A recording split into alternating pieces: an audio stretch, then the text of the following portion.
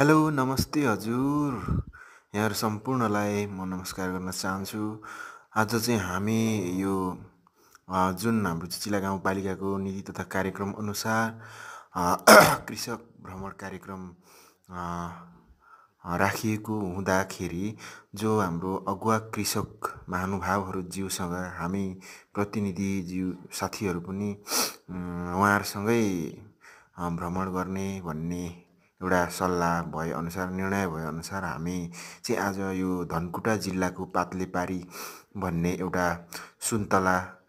कागती लगभग के भन्छ यो अमिलो जातको जुन फर्म नर्सरी बगान